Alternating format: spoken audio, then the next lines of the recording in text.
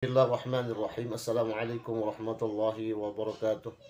Alhamdulillah, Allahumma salli wa sallim ala sayyidina Muhammadin bilisani jami'ati fi hadratil wasi'ah salatan tamuddu biha jismi min jismihi wa qalbi min qalbihi wa ruhi min ruhihi wa sirri min sirrihi wa ilmi min ilmihi wa amali min amalihi wa khuluqi min khuluqihi wa wijhati min wijhatihi wa niyati min niyatihi wa qasdi min qasdihi وتعود بركاته علي وعلى أولادي وعلى أصحابي وعلى أهل عصري يا نور يا نور يا نور اجعلني نورا بيقين نور. Sahabatku dimanapun kalian berada, untuk mempersingkat waktu biar tidak terlalu panjang videonya, mari kita tonton video ini yang mana penjelasan Gus Ramil tentang nasab Ba'alawi ya. Tentunya biar kita lebih jelas, oke? Mari tonton video sampai selesai.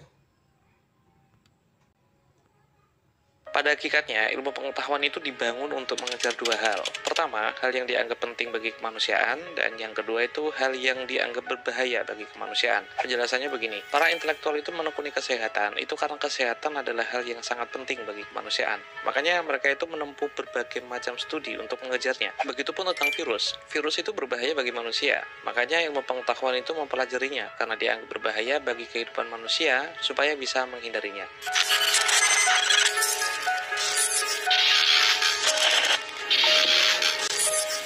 Nah, keganjilan itu hanya terjadi pada para pembatal Ba'alawi, yaitu ketika menganggap Ba'alawi sebagai hal yang berbahaya, namun mereka itu nggak pernah sekalipun membicarakan dan mengulasnya sebagai bahan telah utama. Perlu diketahui, setiap kali mereka memakai sumber-sumber internal Ba'alawi atau melihat nasab sebagai objek penelitian Ba'alawi, justru belum pernah ditelaah secara adil, namun hanya untuk disalah-salahkan bagaimanapun caranya. Cara yang paling sering saya dapatkan dari mereka ialah penyebaran informasi dusta dari mereka, atau menyampaikan informasi tak utuh hanya untuk memperkuat pembatalan Ba'alawi saja. Yang makin lucu adalah, kendati pun sudah dibuktikan kedustaan itu, ternyata tidak ada satupun yang malu untuk mengakuinya. Alih-alih mengaku, justru mereka menutupinya dengan pengalihan-pengalihan yang lain, hanya untuk mengaburkan kebenaran yang sudah terkuak sebelumnya. Akan saya tunjukkan beberapa rekam jejak dari ketidakjujuran orang-orang yang membatalkan Ba'alawi. Semuanya itu bermula dari satu orang atau dua orang, disebarkan di situs resmi RMI Unung Banten, kemudian dikembangkan oleh influencer yang mendukung mereka, sehingga sampai sekarang masih ada orang yang percaya. Minimal saya sudah mengantongi 24 macam ketidakjujuran yang mereka produksi, 6 diantaranya sudah pernah saya ungkapkan di tulisan, video maupun di Medium, dan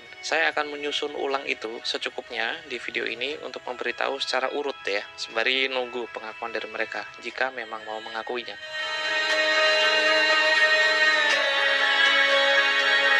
Nasab Ba'alawi di Isbat Mimpi. Tulisan ini kali pertama ditampung di Nahdlatul Ulum sebelum versi sekarang ya, sehingga nggak bisa diakses. Namun pada bulan yang sama, ada situs lain yang menulis ulang pada tanggal 13 Mei 2024. Dan lebih dari itu, Kiai Nurul Ihya bahkan menyebut, untuk memutuskannya, ya penetapan nasab itu ya ada yang sebagian dari mimpi-mimpi dan sebagian dari mukasyafah itu. Tidak hanya ini dok, banyak cerita-cerita mulai dari halaman 100 sampai 116-17 ini ada cerita-cerita aneh, unik, klasik dan klinik ya, yang tidak bisa diterima oleh akal sehat. Sekelas Imam Ghazali tidak pernah menyebutkan khurafat seperti ini di dalam kitab Al-Ihya. Baik Kiai Mat maupun Kiai Nurul Ihya sama-sama meninggalkan satu bagian penting dalam Al-Ghuror selain dua informasi tadi, hanya untuk menciptakan kesan yang menyesatkan, dan bagian itu atau bagian yang hilang yang tidak disampaikan oleh mereka ialah 38 bait yang ditulis oleh Abi Bakar Al-Idrus yang berisi 19 nama ulama non-Ba'alawi yang mengisbat Ba'alawi. Seluruh ulama tersebut adalah Al-Ahdal, Al-Khazraji, Al-Yafi'i, Al-Iwaji, Asy-Syarji, Ibn Abil Hib, Al-Janadi, Ibn Hasan, Ibn Hajar, Ibn Samurah, Al-Maraghi, Abu Syukel, Ibn Dabin, As-Sakhawi, Abu Fadl, Abu Abbad, Muhammad bin Abi Bakar Al-Hadrami, Ibn Isa At-Tarimi, Asyihab atau Syihabuddin Al-Hadrami. Berdasarkan versi modern dari hoax, ini disebut kedustaan yang memakai metode cherry picking, yaitu mengambil bagian-bagian tertentu saja dari semua fakta yang hanya mendukung opininya saja, supaya publik tercekoki pesan bahwa pengisbatan Ba'alawi itu hanya lewat mimpi saja. Padahal jika membaca utuh, seluruh fakta yang disajikan tidaklah seperti yang mereka katakan.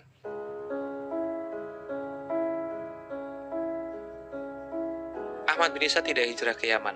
Semua informasi tentang makam Ahmad bin Isa yang ditelah oleh kedua orang itu, yaitu Kiai Imad dan juga Kiai Nur Ihya, berangkat dari informasi bahwa penetapan makam Ahmad bin Isa berdasarkan petunjuk rohani yang dicapai oleh Abdurrahman As-Segaf dan juga Abdullah Al-Idrus. Untuk memantapkan hal ini, sebagai pamungkas Kiai Nur Ihya memakai referensi internal Ba'alawi, yaitu Idabul Qut karya Ibnu Ubaidillah, bahwa makam Ahmad bin Isa hanya dipastikan di masanya lewat Qarinah dan juga Kasyaf. Saya punya refleksi kecil tentang hal ini. Kontradiksi tentang lokasi persis sebuah makam seseorang bukanlah hal yang kontroversial. Hal ini tidak hanya terjadi pada Imam Ahmad bin Isa, bahkan dari kalangan Anbiya mengalaminya, kalangan sahabat Nabi mengalaminya, hingga putri Rasulullah pun mengalaminya. Seperti Nabi Hud lah, di mana makam presisinya itu belum ada konsensus sampai sekarang. Ada yang mengatakan makamnya ada di Damaskus, ada di Mekah, ada di Oman, dan ada yang bilang kalau makamnya ada di Yaman. Keberadaan makam Nabi Hud di Yaman pun punya kontradiksi. Ada yang bilang ada di Lembah Ahqaf, ada juga yang bilang di Lembah Barhut. Di kalangan sahabat sendiri ada Bilal bin Rabah, Salman Al-Farisi, Ammar bin Yasir,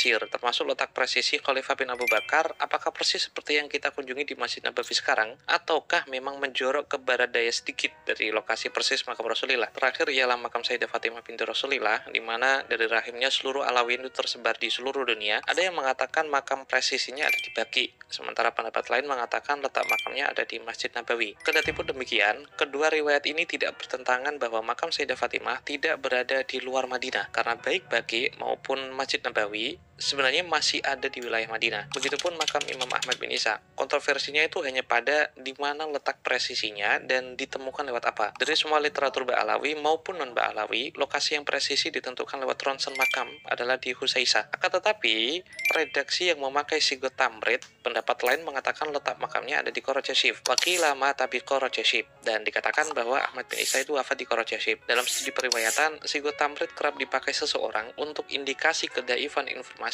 yang terkandung di dalamnya. Maka dari dua redaksi yang mengandung informasi tentang makam Ahmad bin Isa, sebenarnya yang lebih layak dibekang adalah Husaisah karena tidak memakai sigot tamrid dan ditopang pula oleh cucunya yang menziarahi tempat itu, yaitu Abdurrahman As-Segaf sekaligus Abdullah Al-Idrus. Kendati pun kedua riwayat tentang Husaisah dan juga Qarajashif itu tidak bertentangan tentang satu hal, yaitu bahwa makamnya Ahmad bin Isa tidaklah berada di luar negeri, karena Qarajashif dan juga Husaisah sama-sama berada di Yaman. Persoalannya, kenapa Kiai Imad dan Kiai Nur Ihya berbohong tentang makam Ahmad bin Isa dan perpindahannya ke Yaman? Kiai Nur Ihya mengatakan makam Ahmad bin Isa yang benar itu ada di Irak. Berarti Imam Ahmad Al-Abah makamnya tidak di Husaisah Sayyun Hadramaut di Yaman. Karena meninggalnya Imam Ahmad Al-Abah di Baghdad, tidak mungkin meninggal di Baghdad dimakamkan di Sayyun Husaisah. Jadi terus siapa yang dimakamkan di situ? Nah, ya inilah yang menjadi tanda tanya atau teka-teki kita bersama. Siapa yang berbohong? Apakah benar-benar itu sebuah makam atau hanya sekedar petilasan? Iladatun Nahar. Ada dua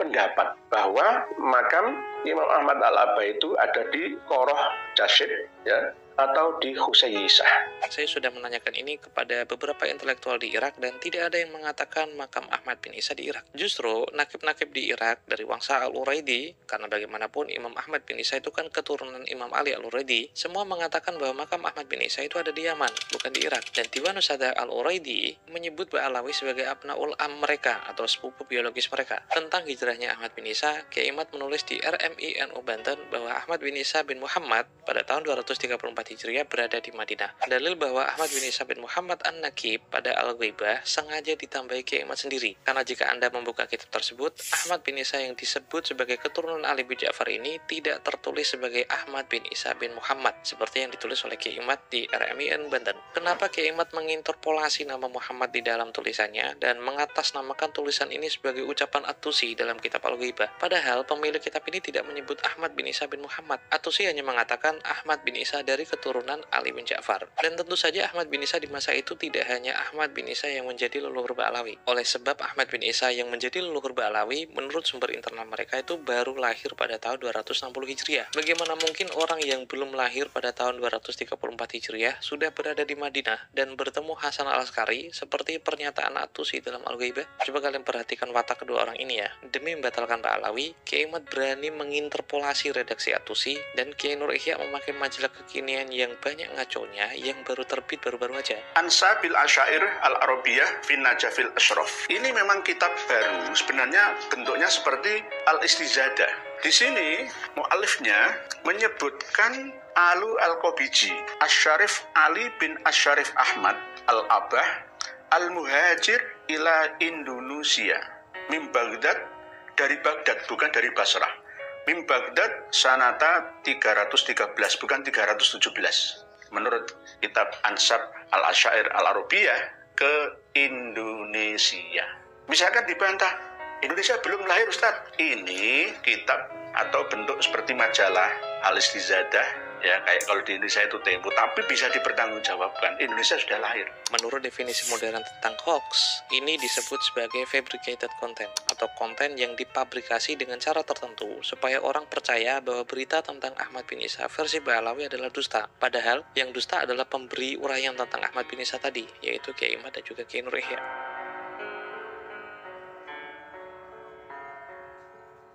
Mufti Yaman membatalkan Ba'alawi.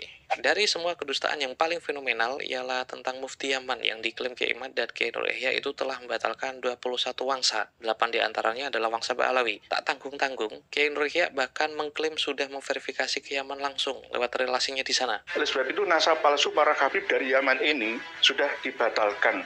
Saya ngecek dengan rekan-rekan saya yang ada di sana itu perkiraan 28 Oktober 2023 kemarin, bahwa ada 21 marga yang dibatalkan, dianggap janggal, tidak nyambung dengan Bani Hashim, tidak nyambung dengan Nabi kita Shallallahu Alaihi Wasallam.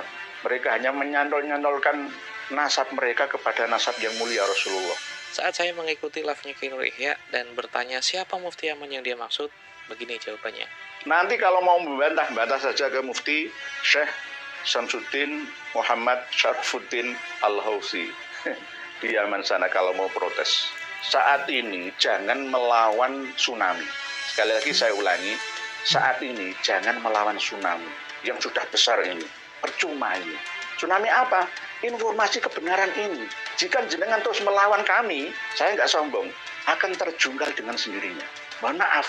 Dia mengklaim sudah mengkaji informasi ini, sudah bertanya ke informan di Yaman Utara. Pokoknya dia meyakinkan ke orang-orang bahwa informasi ini udah paling akurat lah, karena informasinya dari Yaman langsung. Bahkan dia mengklaim jika melawan tsunami fakta yang dia bibirkan tentang Mufti Yaman, maka sayalah yang akan terjungkal dan rungkat dengan sendirinya. Saya sudah mengulas ini dengan detail ya, dari sumber terdekat dari Kemuftian Yaman, yaitu Muhammad bin Sagaf Al-Kaf, dari anaknya, yaitu Abdus Salam, namun mereka semua bebal dan nggak tahu malu untuk mengakui hal itu. Bahkan akun abal-abal Mufti Yaman di Facebook, mereka percayai sebagai akun asli Mufti Yaman. Dan seperti biasa, influencer mereka juga ikut menyebarkan kedustaan ini. Fatwa ini pernah dibantah oleh Rumel Abbas. Rumel Abbas begitu gigihnya membela Ba'alawi karena ternyata memang Rumel Abbas adalah bagian dari Ba'alawi. Jadi akunnya Syekh Syarfuddin Syamsuddin itu palsu dan menyebarkan informasi dusta. Yaitu ya, seperti yang saya katakan bahwa ini adalah salah satu pengelesan ya. Kemudian framingan agar masyarakat itu tidak percaya bahwa Mufti Diyar Al-Yamaniyah itu telah membatalkan nasabnya Ba'alawi. Rumel jengkel, Mufti Yaman klarifikasi akunnya asli. Tulisan Kiai Imaduddin Usman Al-Bantani tanggal 27 Mei 2024. Ada sebuah statement yang sangat tegas dari Mufti Yaman tentang tidak diakuinya nasab Ba'alawi. Ternyata dari Yaman sendiri.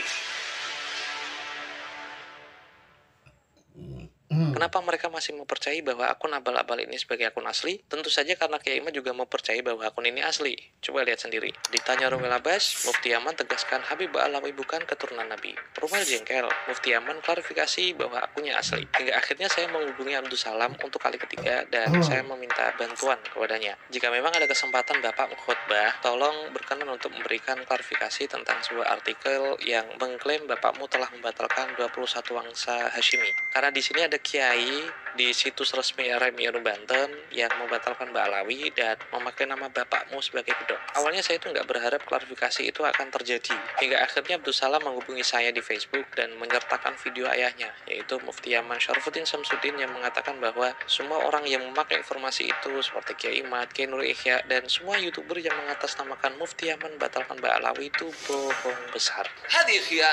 هذه خيانة كبيرة لن يسلم صاحبها من عذاب الله في الآخرة ومن الخزي في الدنيا كما شاهدناه اليوم والعياذ بالله.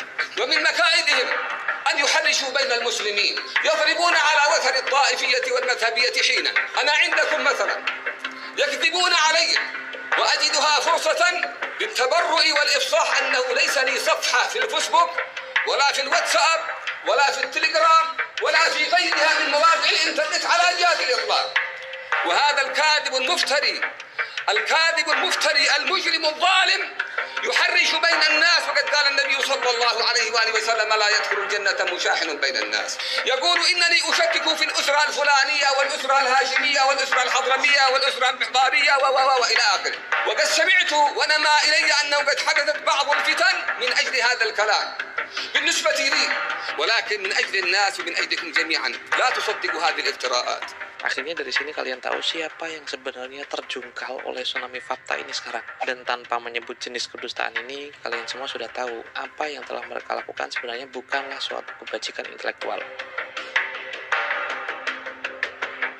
Pertanyaan sekarang adalah kenapa mereka berani berdusta? Kenapa Kiai Imad dan Kiai Nur Ihya melakukan pemotongan informasi dalam Al-Ghurur? Kenapa Kiai Imad menginterpolasi nama bin Muhammad di dalam catatan Atusi? Kenapa Kiai Nur Ihya memfabrikasi keterangan makam Ahmad bin Isa dengan informasi palsu? Dan kenapa mereka berdusta atas nama Mufti Yaman? Bahkan Kiai Nur Ihya itu mengakui dengan bangga seolah-olah telah menanyakan langsung ke informan di Yaman. Tentu saja pertanyaan itu hanya beliau berdua saja yang mampu menjawab. Namun sebagai lawan bicara, saya hanya bisa menebak dua alasan kenapa Kiai Imad dan Kiai Nur Ihya itu melakukannya. Pertama, keduanya itu sengaja memanipulasi emosi para pembaca bahwa nasab yang diyakini sahih oleh para ulama tidak lebih dari sekadar tipu-tipu. Bahkan Kiai Imad itu nggak jarang menuduh dusta kepada siapapun dari kalangan Ba'alawi termasuk Sayyid Alwi bin Thohir Al-Haddad dan Sayyid Salim bin Jindan. Kedua, mereka berdua sengaja menyeleksi keterangan-keterangan dalam kitab referensi mereka untuk kepentingan propaganda. Ketidakjujuran intelektual seperti ini sudah saya dapati sekitar 24 macam. Jika ingin detail, kalian bisa membaca kompilasi sanggahan saya di e-book Keabsahan Nasab Ba'alawi yang diterbitkan bersama tim. Walhasil, sebenarnya saya tuh belum pernah kedapatan berdusta seperti tuduhan Kiai Imad dan Kiai Nur Ihya di depan Kiai Marzuki Mustamar. Dan saya belum pernah menuduh Kiai Imad atau Kiai Nur Ihya itu berdusta. Justru saya itu membuktikan kalau beliau berdua itu berdusta.